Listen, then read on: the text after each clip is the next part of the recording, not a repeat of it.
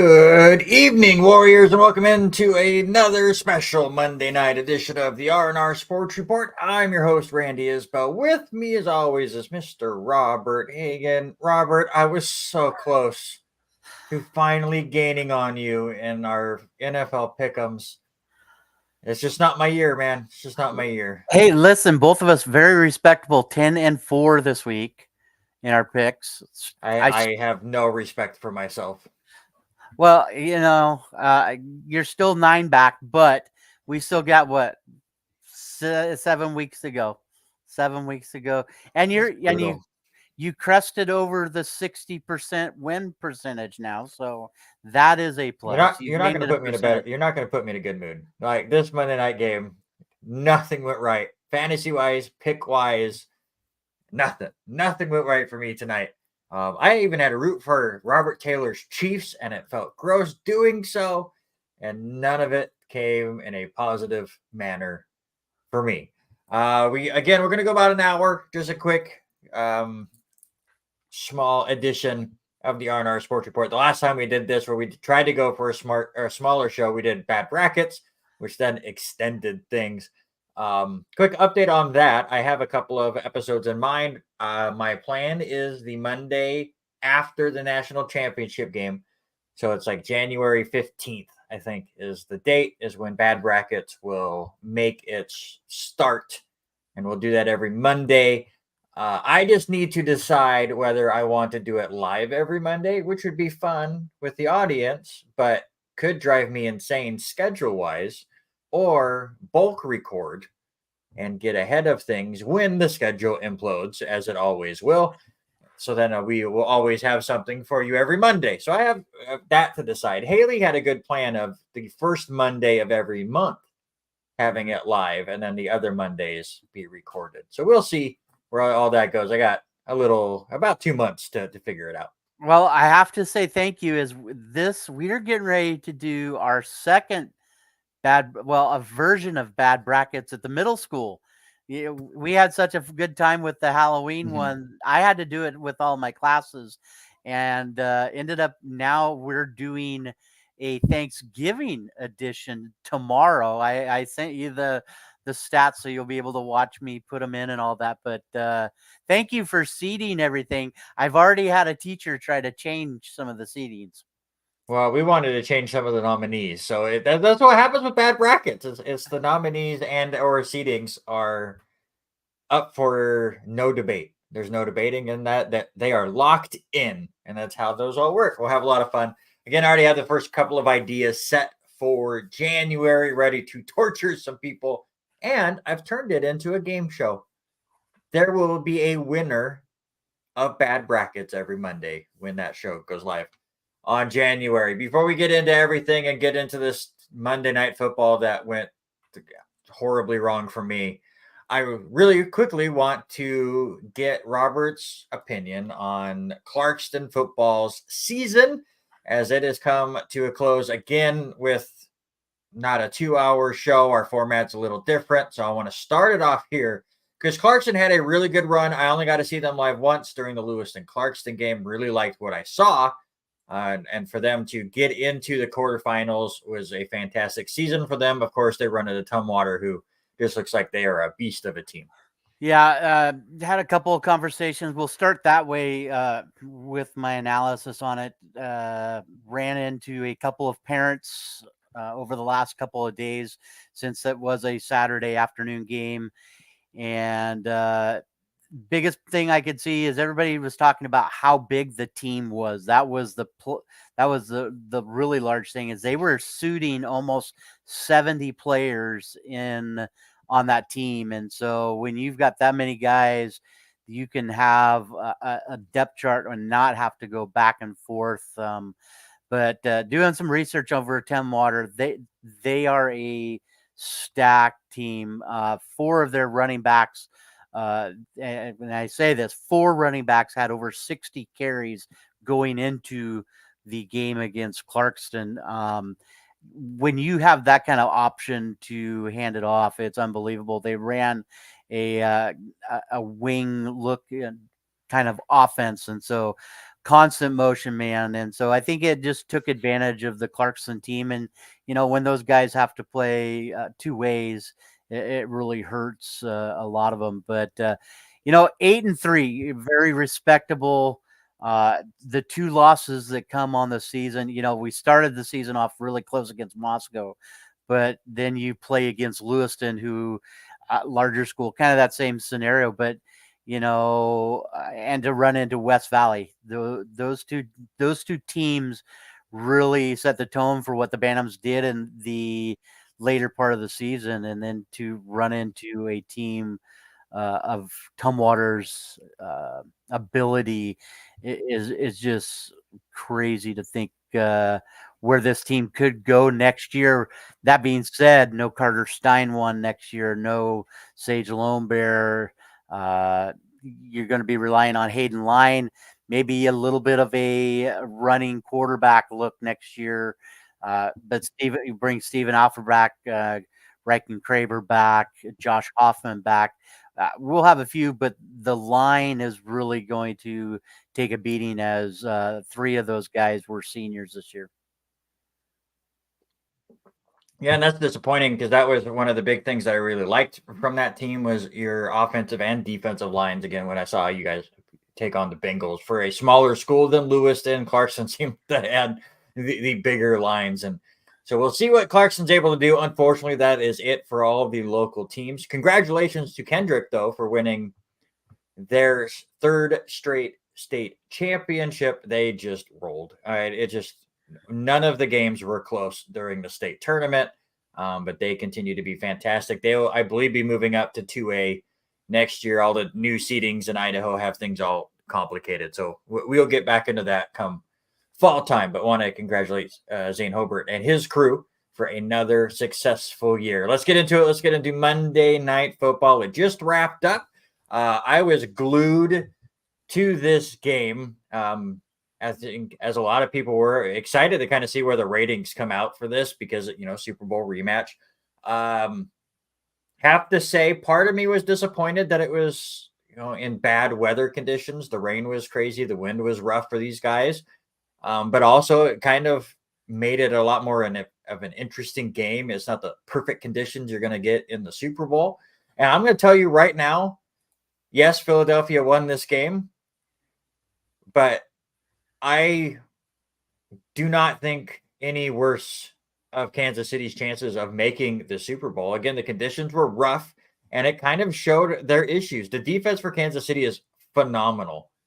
They completely held the Eagles in check, especially in that first half.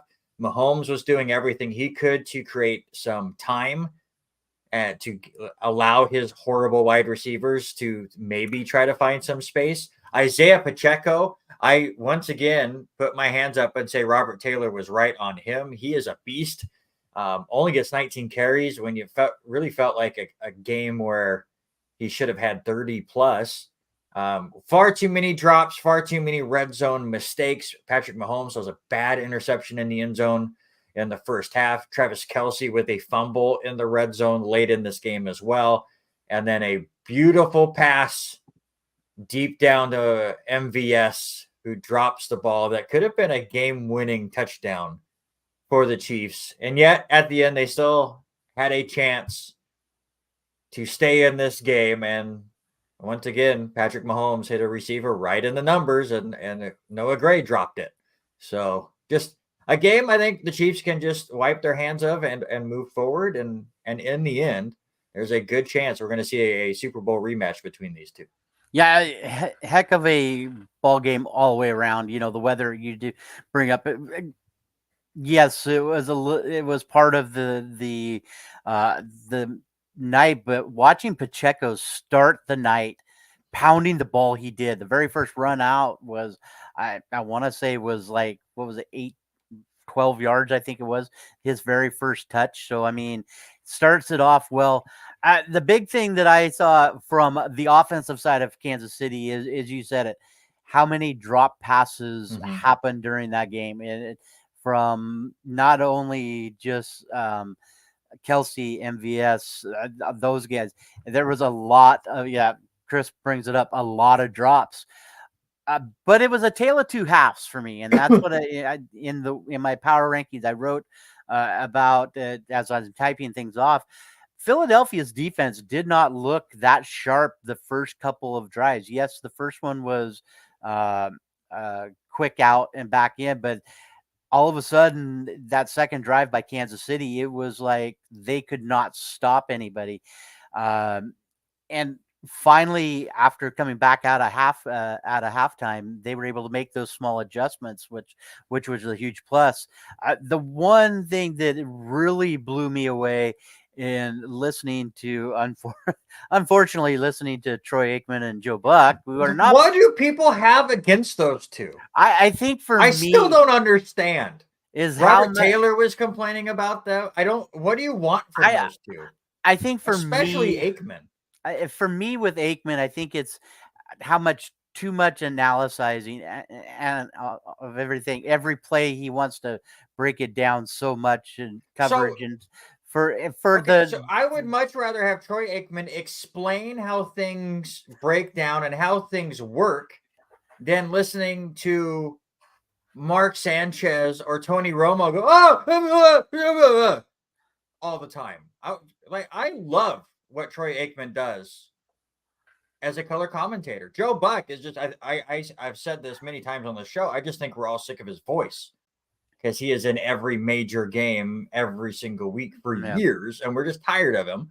And I get that. And there's a lot of times where he lays back a lot and doesn't say much, and then he'll just say one very simple line, and then people rib him for it. But it's again, he's very smooth in his delivery. But for whatever reason, so many people hate this combination, and I don't get it. Yeah. But to get to the point of where I was going with my angle, there was all of the penalties on the Eagles tonight all came from the defensive side of the ball. Darius Slay picked up a couple of penalties, and the roughing the passer by Cox was huge in the fourth quarter. That defense got to clean it up a little bit. But with that being said, they held the Kansas City Chiefs to a shutout in the second half.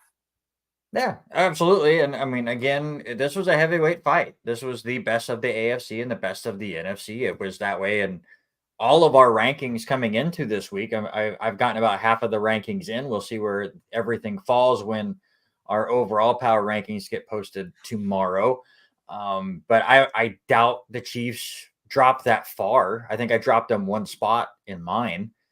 And it's just because another team has really been impressing as well. And, Kansas City has some stuff that they're going to have to clean up. And they're going to be the one seed most likely in the AFC, possibly two. We'll see if Baltimore can get ahead of them or not.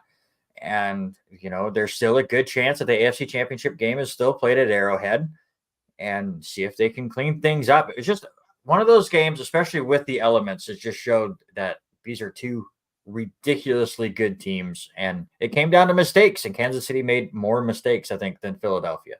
And with you saying that, I do, and I'll let you know, I dropped Kansas City 2 spots. I was back and forth between 1 and 2, but I think until they clean up the drop passes, I think that's the biggest part.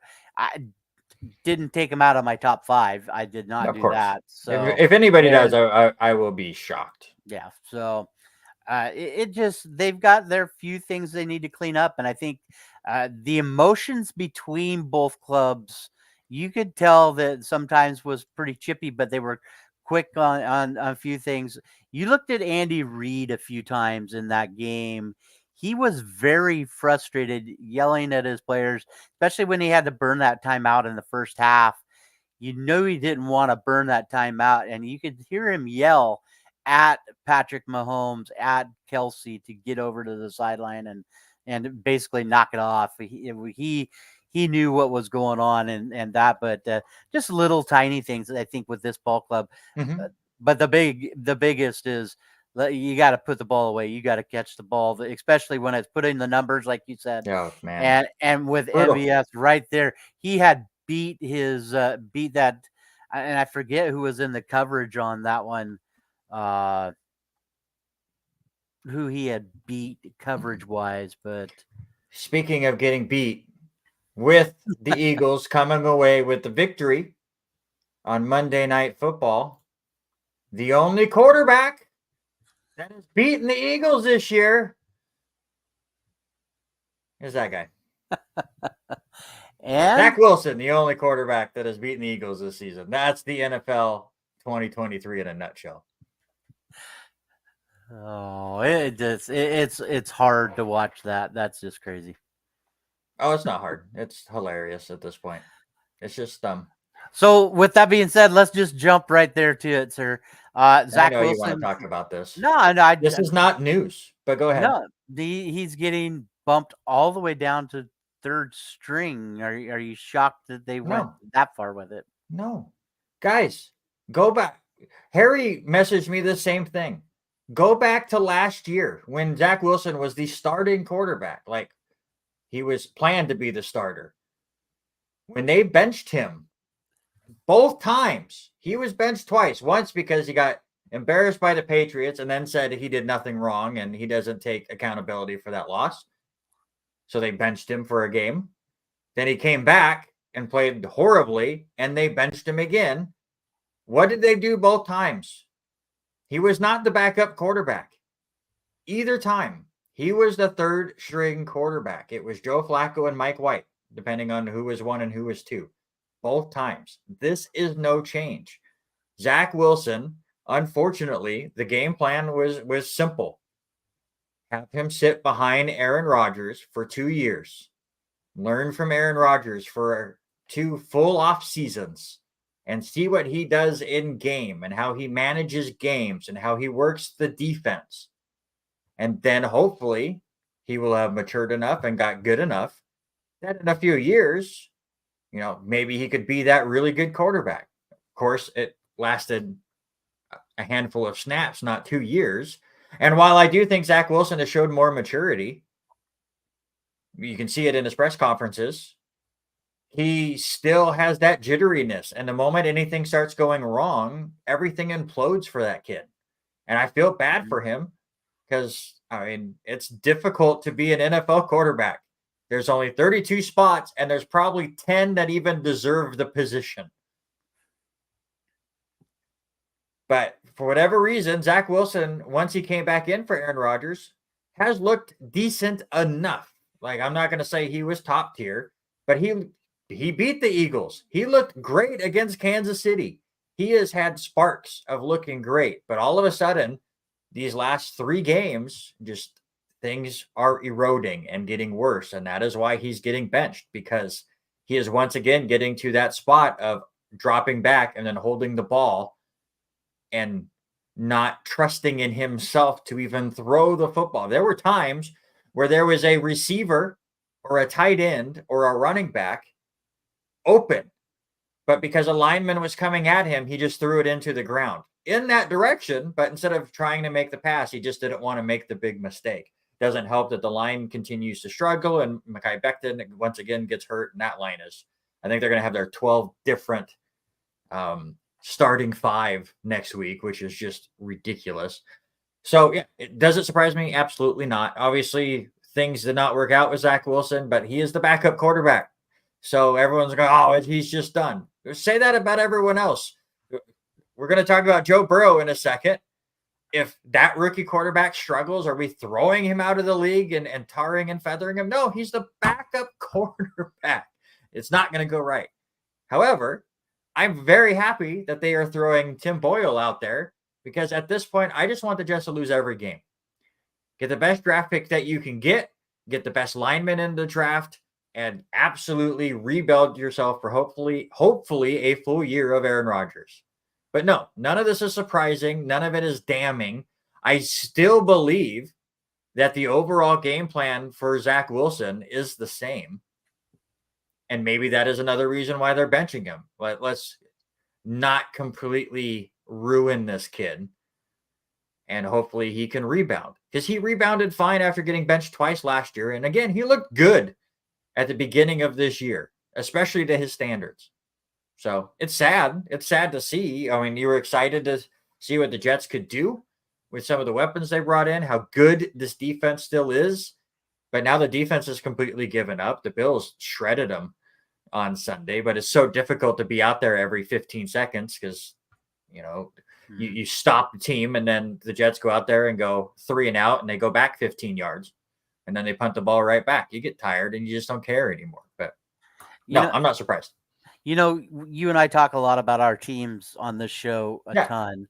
And I want just a quick thought. And I know we've said his name so many times. Do you think that Brees Hall wasn't played enough this past week? He never is. He never is.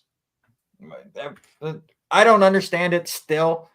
The whole thing with Zach Wilson is they needed to do what Bill Belichick did with Mac Jones last year at one point, where he should only throw the ball 10 times. I think Mac Jones had a game where he threw it 3 times. Just run the ball a lot. You have Brees Hall, you have Dalvin Cook. Do some end arounds with Garrett Wilson. Just shorten everything up. Come up with cool running plays where you're not just running it between the guards on 1st and 10. Do some misdirection. Have both Cook and Hall out there on every play, and you have no idea which direction they're going to go. But Nathaniel Hackett can't understand any of that. He needs Aaron Rodgers to check out of his plays and create the extra nuance that obviously Nathaniel Hackett does not have, which is another reason Hackett will not lose his job this year, because the whole thing is him being combined with Rodgers. Wilson cannot create what Rodgers does. So I'm not surprised anymore by any of this. It's sad. It's awesome. Like you said, Brees Hall had 10 carries on Sunday, and also Dalvin Cook just having 2 carries offensively only take away 63 total yards. Yeah, we've said that. Great defense in what they do. Run the ball. Run the damn ball. Speaking of backup quarterbacks, we saw this happen on Thursday night, and then the news came out the next day. Joe Burrow is done for the year in that loss against your Baltimore Ravens. So now it is the Jake Browning show. And I think I had 5 different people walk up to me on Thursday while I had the game on my laptop and said, "Who is Browning? Who is this kid? He's a rookie quarterback that is in trouble." So, he's a rookie quarterback. He was a rookie quarterback from your Pacific Northwest, folks. You should know that he came out of UW, but a lot of people didn't. And sad to see Joe Burrow. He was finally getting to the point where he was throwing the ball quite well. And actually, he's not a rookie quarterback. He was undrafted in 2019. I take that all back. Probably making his first NFL debut, though. So, yeah, I wouldn't be surprised. But, he didn't look all that bad. A few quick pressures in that game where he was rushed a lot. That defense did get to him 3 times. The Ravens come away with 5 sacks altogether, 2 against Burrow and 3 against Browning. But huge game with those. But it came, there was 2 injuries, that came for that cost. And besides him, you lose Mark Andrews. Yes.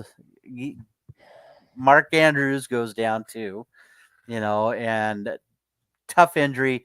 And it's just the way he came down. And a lot of guys are going against this.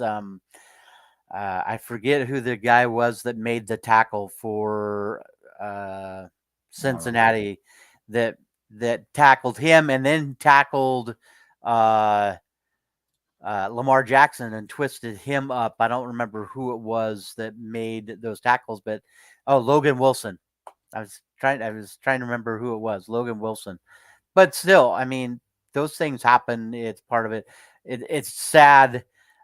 I don't quite understand the Lamar Jackson reference between he's my peanut butter and jelly, we're peanut butter and jelly kind of thing. It just wasn't that. When he talks about Mark Andrews getting hurt, he talks about Mark Andrews being the peanut butter and them being the peanut butter and jelly, and it just doesn't. It means they're a good combination, Robert. Well, let's not talk I about. know you don't eat peanut butter and jelly. You I probably know. eat peanut butter and cucumbers or some weird combination, or No, peanut butter and mustard or something. I don't know what you eat. you're close. We've talked Oh about this. God, I hope I'm not close. We've talked about this. Peanut butter and mayonnaise. Peanut butter and mayonnaise and a slice of onion. So Mark Andrew was his onion to help you with the analogy. How about that? Peanut butter and pickles? Oh, This is gonna be a bad bracket segment pretty soon. I can The see top that happening. 24 things that get added to, or that goes well with peanut butter. I gotta write that down. Don't forget that. I want to. I would love to forget that right now. A couple other of the big games that go on. We'll say in the AFC North, not great offensive play, but congratulations to Dorian Thompson-Robinson. Talk about a rookie quarterback getting a win against the Steelers 13-10 in a game that set offenses back 37 years. What the hell? Go away. You don't know how I'm feeling. You don't know how I'm feeling at all. I don't know if you could hear that, but okay, good. I don't have sound coming through my screen. That's good. I love when sites just autoplay ads 15 minutes after you open them. That's a normal, dude. It's just stupid. So what do you think of the Browns and Steelers in your division here?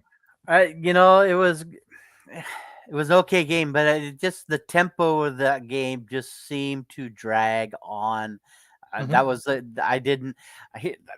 people laughed at me. As I told them what I did this weekend. I did not leave my house from Friday after school until I had the bowl last night. So I sat and watched the only two games that would come up on my television screen, and the one was Pittsburgh and Cleveland. It just seemed, for me, that game just seemed to just drag on and drag on and drag on. But I like what Dorian did.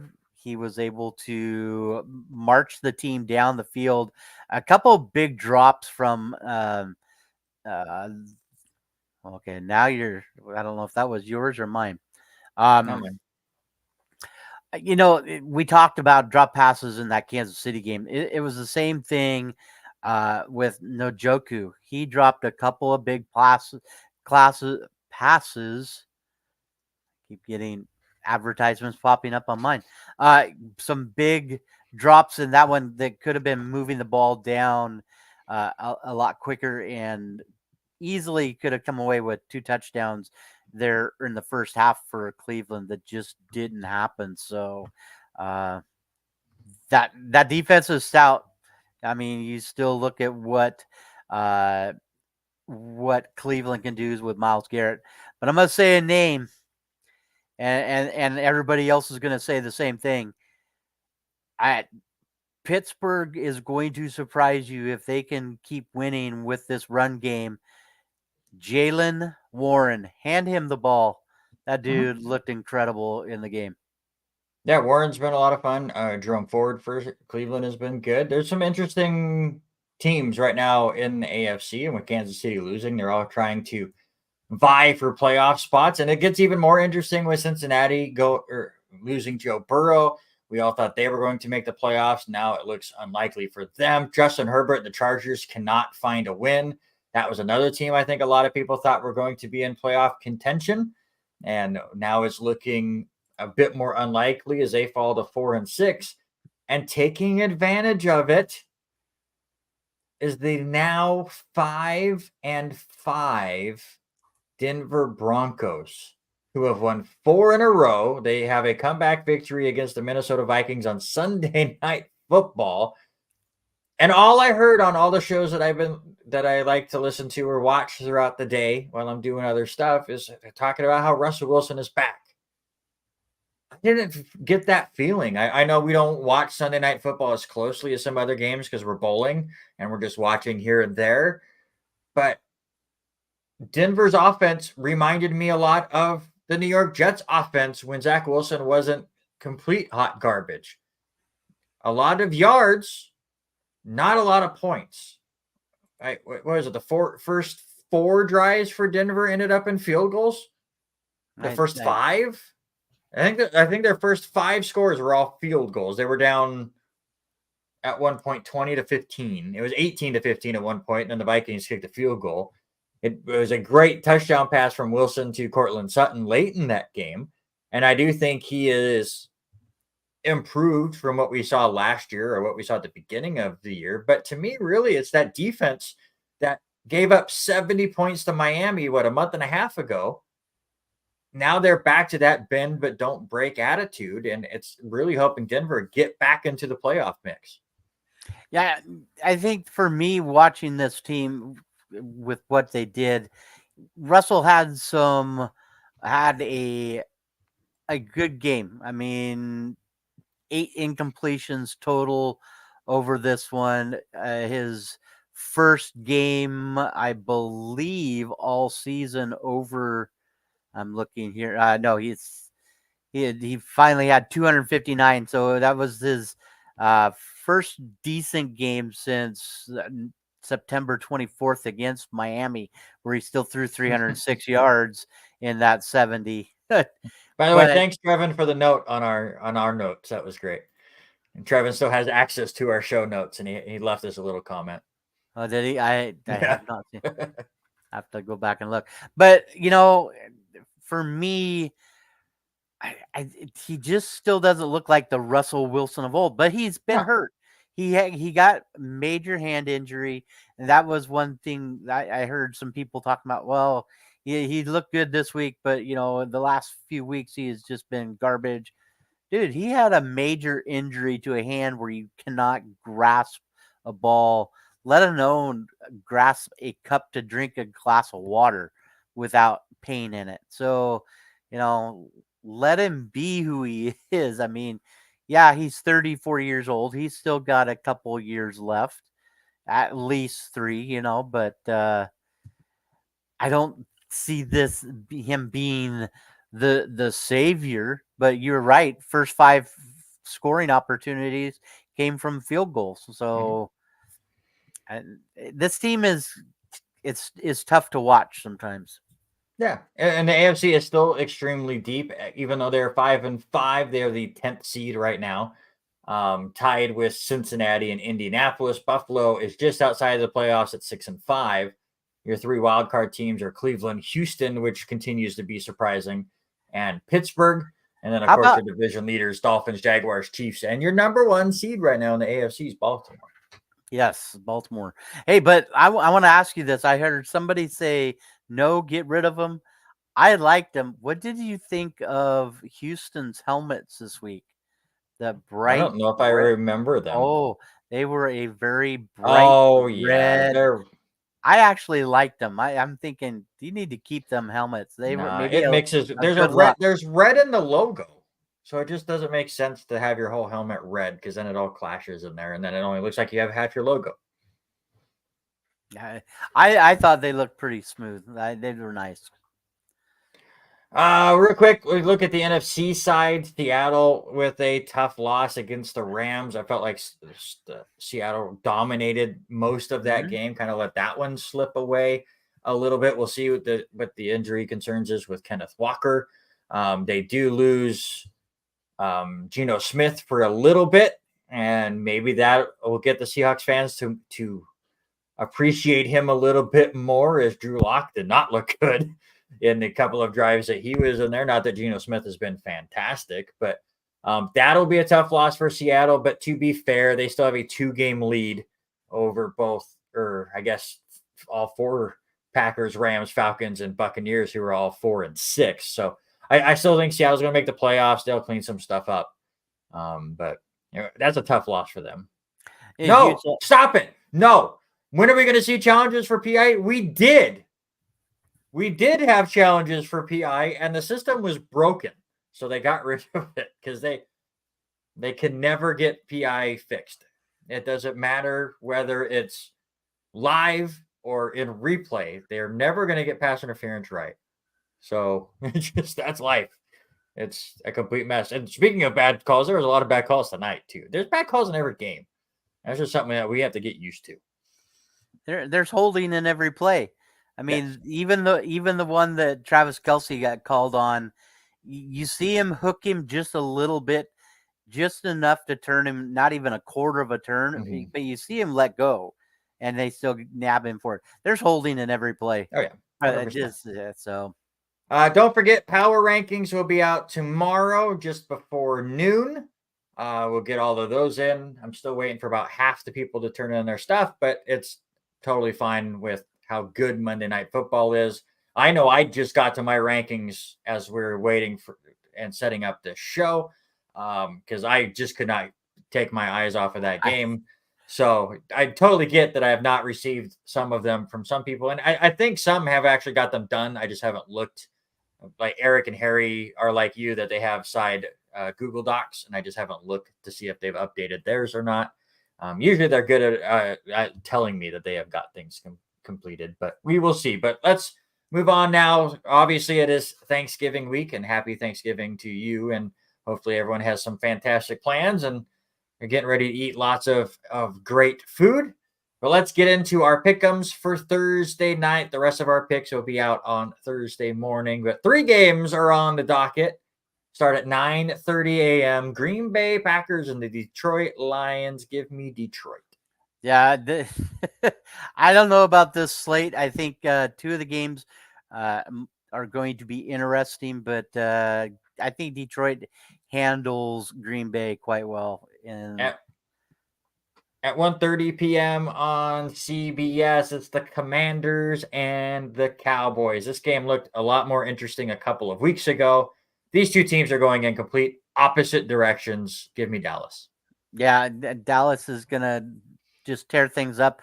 And if Micah Parsons keeps having days like he did, another 2.5 sacks like he did against Carolina, this guy is going to be monstrous against Sam Howell. So give me Dallas. And then the nightcap at 5:20 p.m. on NBC is the game of the day. This is going to be a fun one. San Francisco and the Seattle Seahawks. This is the only road game or road team I'm taking on Thanksgiving. Give me the 49ers. They're back. I'm sorry. Yeah, Brock Purdy being perfect passer rating. They kept talking about that since 1989 and comparing that with Joe Montana, what he did. San Francisco just looks too tough. Christian McCaffrey is back. Some of the play designs they did for him this last week, I think they come out firing on all cylinders against the Seahawks. So we agree on all 3 of the Thursday games. Again, you'll get the rest of those picks on Thursday morning when Hagen gets those posted. Just look at the rest of the slate. It kind of obviously gets a lot more spread out when you have 3 games on Thursday. You also have a game on Friday, the first Black Friday game, which looked a lot more interesting when Aaron Rodgers was slated for this game. But it's the Dolphins at the Jets. So I'll just tell you right now, spoilers, I'm not taking the Jets in this game. So the Sunday slate will get a little bit weaker. There's only 6 morning games, so they can't even fill out an Octo box on Red Zone. We'll see what they do for that. But looking at the slate, it's okay. Like Saints and Falcons, I mean, that whole NFC South right now is completely up for grabs. So it's anyone's game. They're both coming off a bye. We'll see what happens there. Steelers and Bengals. It's a great division matchup, but will the winning team score 10 points? We will find out. Battle for the first pick in the draft between, well, technically the Bears and the Titans, even though it's Panthers and Titans on the field. It's just, the Bears own the Panthers pick. What other games look good? Texans and Jaguars. The winner of that game could win the AFC South, which I never thought was going to be uttered out of my mouth this year, but that could be interesting. Browns and Broncos has now become a very intriguing game. Chiefs and Raiders. We'll see if the Chiefs can bounce back against a divisional foe. Bills and Eagles will definitely be a fun one. So actually the afternoon slate looks a lot more fun than the morning slate, I think. Then the Sunday Night Football is your Baltimore Ravens against Doof's Los Angeles Chargers. Unfortunately, he doesn't bowl for them anymore, so you guys probably aren't on the same pair for that. And then Monday Night Football, Bears and Vikings. I think the game, you said it a minute ago, is going to boil down to the out of the morning ones has to be the must watch Jacksonville Houston game. I Yeah. really think that's the game of the South. What's going to happen there? And now with Bosa possibly going into the IR, how is that going to look with Baltimore there? So Baltimore Mhm. in LA for that game, it's going to be interesting. And then the afternoon game, can the Rams really, and can they get Cooper Cup healthy, as he's going to be day to day? He finally Mhm. came back and played and looked good the first couple, and then it tweaked that ankle a little bit. So be interesting to see how he comes out in the afternoon game on Sunday. Yeah, a lot of interesting games this week with all 16 or all 32 teams playing. So we get 16 game slate. Real quick, we'll look at the MLB awards. Really no surprises at this point. Brandon Hyde wins for Baltimore for Manager of the Year. Skip Shoemaker wins for Miami. Cy Young's go to Garrett Cole and Blake Snell. I think both of us picked that at the end of the year. And then both unanimous picks for Shohei Ohtani and Ronald Acuna Jr. for MVP. No surprises there. Quick LC news. Congratulations to Kobe Wessels, who finished 24th at Nationals. That's an All American time for him. The men finished in 17th, and Brooklyn Shell finished 39th in the women's race, and the women finished 11th in their run. So, congratulations to both of those teams. Coming up this week, both teams are they home or on the road? They're on the road, On right? the right, they're both on the road. Yeah, Yeah, I think they had one more week of being on the road. The men take yeah. on Montana Western and Hope International Friday and Saturday, and the women are on the road. They'll take on number 5 Carroll and number 18 Providence on Friday and Saturday. Good luck to them. Men had 2 really tough games this last weekend and fell in both of those, but wanted to get some Warrior shout outs before we moved on. And now let's get into our pick'ems. The only pick'ems that matter. The NFL pick'ems, just they don't count. Luckily, in the pick'ems that do matter, I extended my lead by 2. I went 8-2 in high school, 5-5 in college. You did get me in college going 6-4, but 5-5 in high school. So now I have a 10-game lead, and we only have 2 weeks left of high school picks to do. And next week will be a condensed version, though I may start looking towards Oregon or something to get 4 more picks. We'll see how that goes as Washington will get into their state championship games next week. But we got 10 games on the docket. They're all on the Washington side. We're going to do both semifinal matchups for the top 4 leagues and then just one of the semifinals for the bottom 2 to give us our 10 here. Complicated enough for you yet? Yeah. I was just laughing. Somebody that is watching the show with us was laughing about our Joe Buck comments and his annoying voice. So His they, annoying they voice. yeah, I can't make fun of anybody else's voice because I know my voice is not the best either. So I'm not going to make fun of anybody. Let's get into it. For a Washington State tournament, you have the 6 seed Kamiakin versus the 2 seed Lake Stevens. Lake Stevens 11-1. Kamiakin is 10-2. Kamiakin held on to an 8-6 win against Mount Si last week. Lake Stevens took care of Kennedy Catholic 44-21. They are the defending state champs. Who do you got? they're averaging 46.5 points a game. Give me Lake Stevens. I also went with Lake Stevens in this game.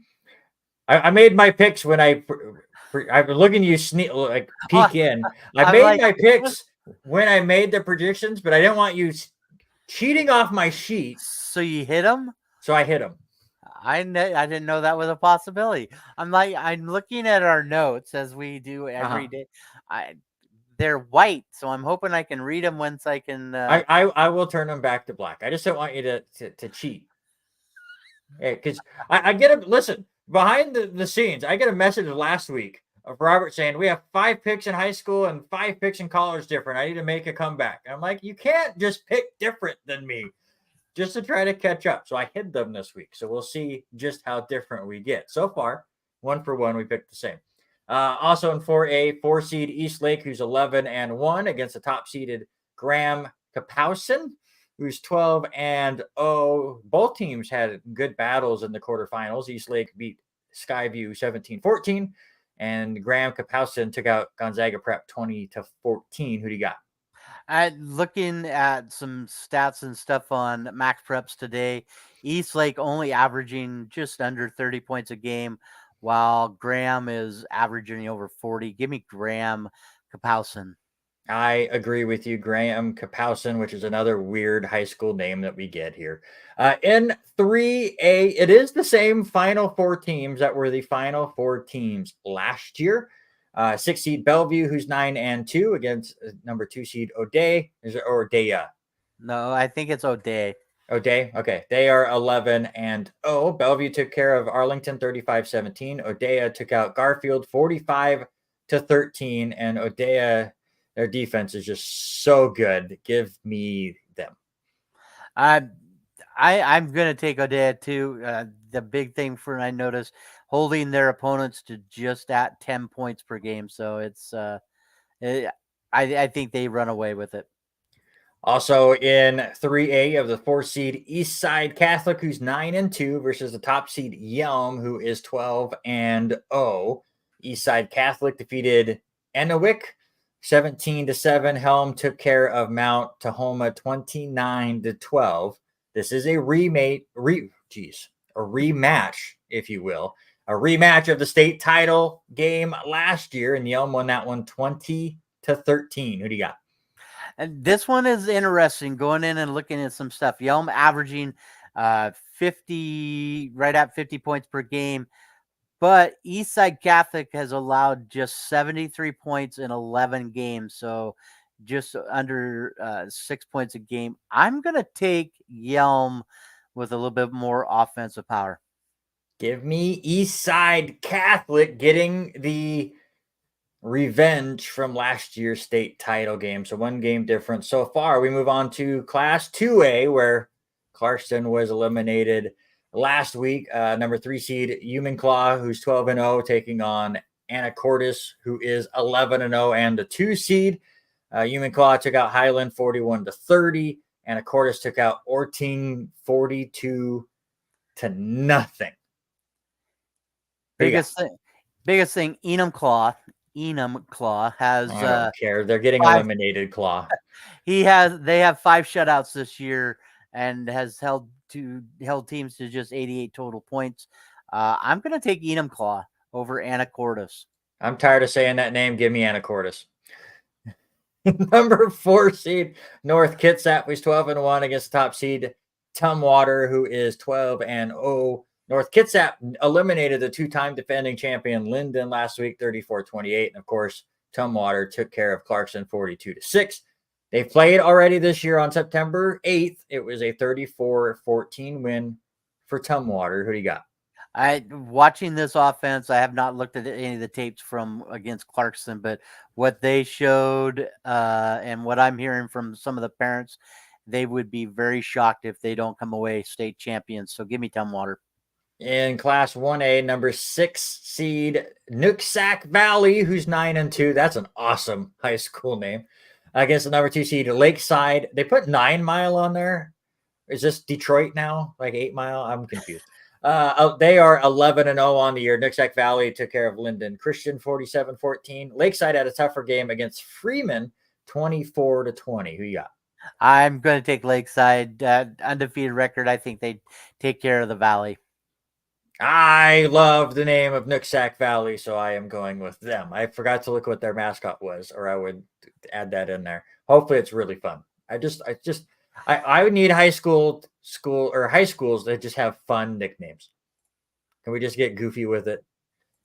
Also, this one feels rough, but the 12th seed Seton Catholic, congratulations to them getting to the semifinals. They're 11-1 on the year, but they're taking on the number 1 seeded Royal, who's 11-0, looking for their 4th straight state title is Royal. Oh, yeah, and they've outscored their last 3 opponents, including 2 tournament teams. 141-0. So give me Royal. To answer your question about Nooksack Valley, they are the Pioneers. That's boring. The Pioneers. I almost want to change my pick for that. So the Pioneers of Nooksack Valley. I'm going to go with Royal just because they have been. The Screw would be so much better. I agree with Chris. Yeah, something. Royal has just been so dominant in that 1A division. I think they just take care of business. The Flying Squirrels would be great. In Class 2B, again, we'll just do one semifinal for these last two for now. Number 3, Northwest Christians, 11-0. They're taking on the 2-seeded Okanagan, who's 11-0. They both shut out their opponents in the quarter final. Who do you got? This was, I think, the toughest match you came up with out of all of them. I didn't come up with any of them. They're all just there. This one out of the 2B, they're, I think, the most evenly matched between the two. Northwest Christian holding opponents to 58 points, while Okanagan 53 points. I'm gonna go with Okanagan on this one. Me too. Again, I don't know their mascot. Please tell me it's an orangutan, because that would be a mouthful to say. Class 1B, number 3, Mossy Rock, which the nickname for that team could be a lot of fun too. They're 10-1 on the year. Go ahead. Okanagan is the Bulldogs. That is the most generic one. Guys, you come up with these crazy first names. I know a lot of them have, Native American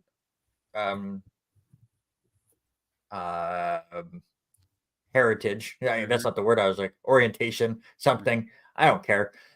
The English language is not my friend. Come up with something fun for your mascot. For the love of God. Be a gooey duck, for God's sakes. Class 1B, 3-seeded Mossy Rock. They could be the gooey ducks, to be fair. They are 10-1. They're taking on the 2-seeded Wilbur Creston Keller, who's 11-0. Wilbur Creston Keller. I'll just say WCK from now on. They scored 176 points so far in their 2 playoff games. Give me WCK.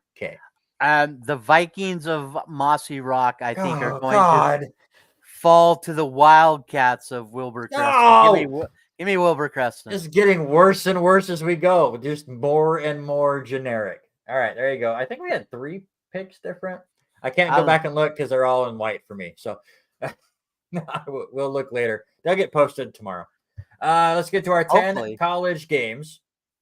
10 college games. We start on Tuesday. Again, the fun of having a Monday night show. We can pick some action.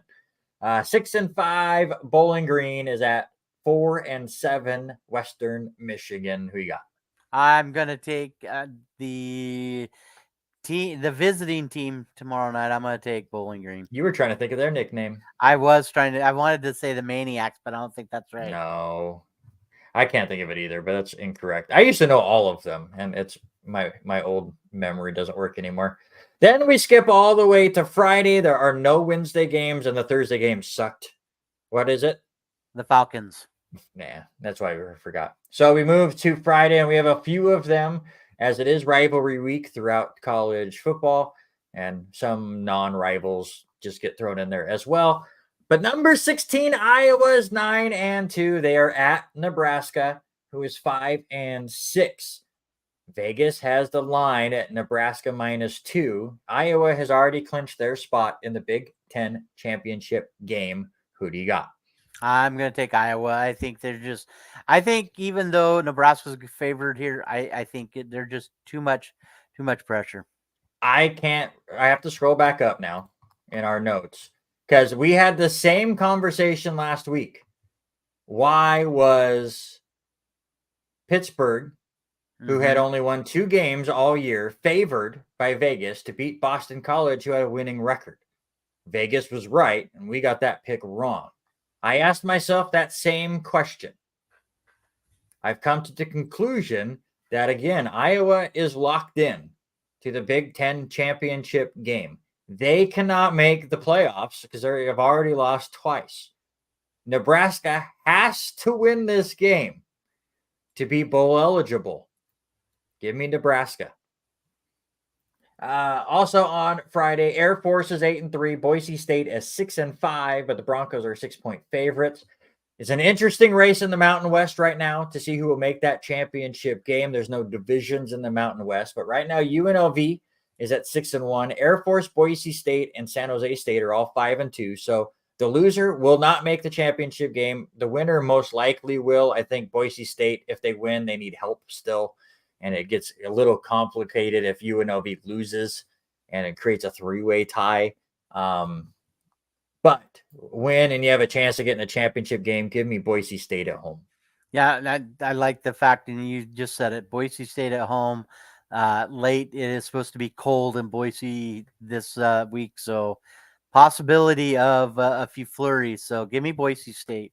Final Friday night game for us here. Number 11, Oregon State at 8-3 is at number 6, Oregon 10-1. Oregon will make the Pac-12 title game and take on Washington, right? With a win or an Arizona loss. Oregon is a 13.5-point favorite. I've been trying to continue this Pac-12 narrative, and Oregon and Washington have both poo-pooed it multiple times. I'm done with it. Give me Oregon. Yeah, I think Oregon is just the more dominant team against Oregon State, especially heading into Eugene on a national game, a national night. I go to the Saturday games and the big one. Number 2, Ohio State. Number 3, Michigan. Both teams 11-0. The winner will face Iowa in the Big Ten Championship and move on to the college football playoffs. Who makes it? This is my pick for the college game of the week. I think Michigan's got a lot to say. I think they pull the upset and knock off number 2, Ohio State. I disagree. Give me Ohio State. Jim Harbaugh still suspended for this game. Ohio State has to get back on track as far as beating Michigan. They've lost the last couple. They will bounce back and win here. I just threw it on because it's a rivalry game, but number 8, Alabama, who's 10-1, is at Auburn, who is 6-5. Alabama, 14.5-point favorite. They are locked in to take on Georgia in the SEC title game, and it is that game, along with this one, where I am saying Alabama is going to make the college football playoffs, guys. They are going to beat Auburn, and then they're going to beat Georgia in the SEC title game and make the playoffs.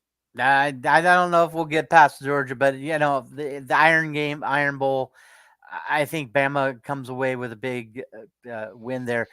There's lots of things that can happen. I know we're going to get to the other top 4 game, but if Michigan and Ohio State's going to fall, one of them's going to fall a little bit. The injury to Travis could be huge. I think maybe Oregon slides up along with Washington. A lot can happen yet. Absolutely, I agree. But we both go with Alabama in this game. We're both going Washington in the Apple Cup against Washington State. Hey, I was completely wrong about WSU continuing to completely implode when they played Colorado last week. That was an embarrassing game for the Buffs and Dion, and hopefully his son's okay because he got hurt in that game. The offensive line was just horrible. I'm so glad that narrative of Coach Prime pushing Colorado to this great dominant program is behind us already. Just what a mess that game was. But congratulations to the Cougs. They extend the Apple Cup contract to at least 2028. So even though they are not conference foes anymore, that game will continue at least for now. But again, we're both taking Washington, and we are both taking Florida State to beat up on Florida. I only put this on here because I was hoping Harry might have snuck in to have a conversation with us. Florida also needs this win to get bowl eligible. Florida State already into the ACC title game. They will take on Louisville, but they have to win both if they want to make the college football playoffs. And with their injury to their quarterback, it could be difficult. All right, last 2 picks here before we get out of here. FCS starts their playoffs this week. Idaho gets a bye. So does Montana. So does Montana State, as the Big Sky had a fantastic regular season. But we got 2 interesting games for you. Both teams are 7-4. Who do you got between Sacramento State and North Dakota? North Dakota has always played very difficult. I like them at home, so give me North Dakota. I also with North Dakota in this game. And then I only picked this game because the winner of this one will take on the Vandals next week up at the Kibby Dome. Nichols is 6-4. Southern Illinois is 7-4. I don't know much about either team, but give me Southern Illinois. I do know one thing, and my wife's cousin used to be a beat reporter for Nichols. They are from Thibodaux, Louisiana, just 5 miles from Homa, where she is from. Give me Nichols for the win to travel up to hopefully play Idaho up here. There you go. That's our hour show. We've made it an hour, and it goes by extremely quick when we only have an hour.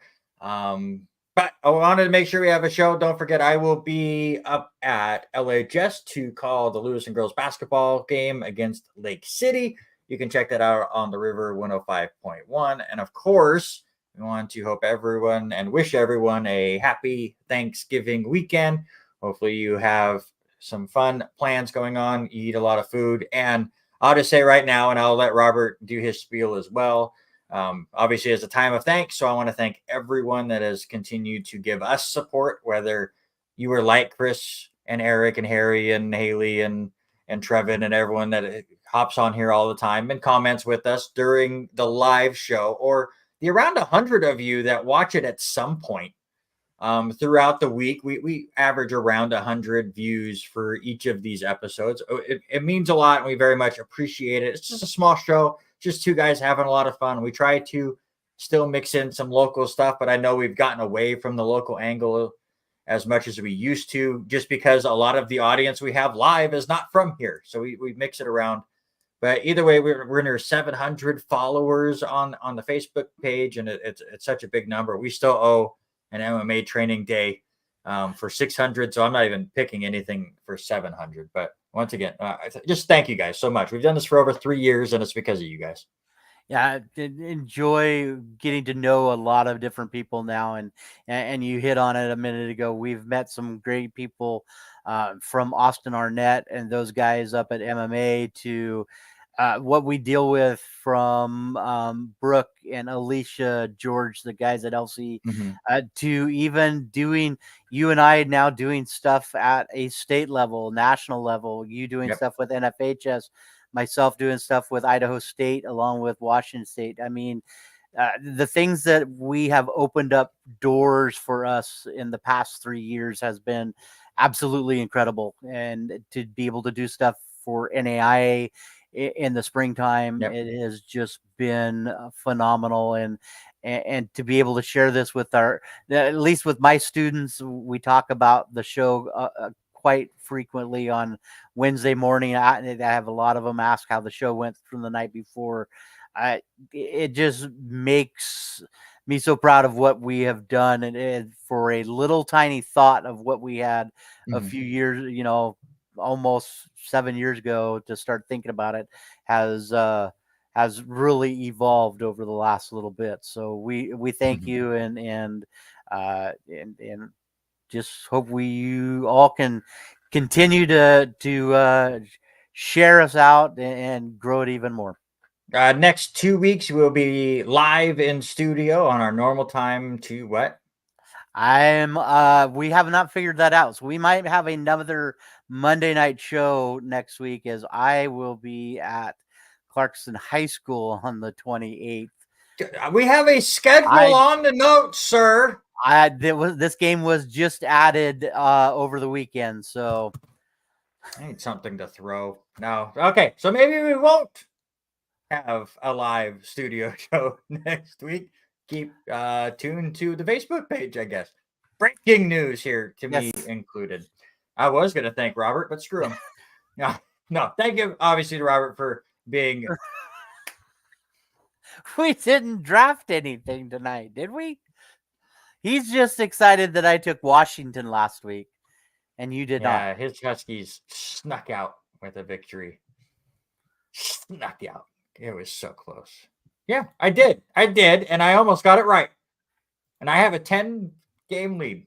Hey, I have a 9-game lead in the NFL. We don't talk about the NFL. Nobody cares about the NFL. Nobody watches the NFL, Robert. Nobody watches the NFL at all. Not not millions of people every day. To the millions and the millions, right? Right. There you go. But so yeah, thank you everyone. We will see you, I guess, Monday next week, right here on the R&R Sports Report. But until then, that's Robert. I'm Randy. And until next week, we are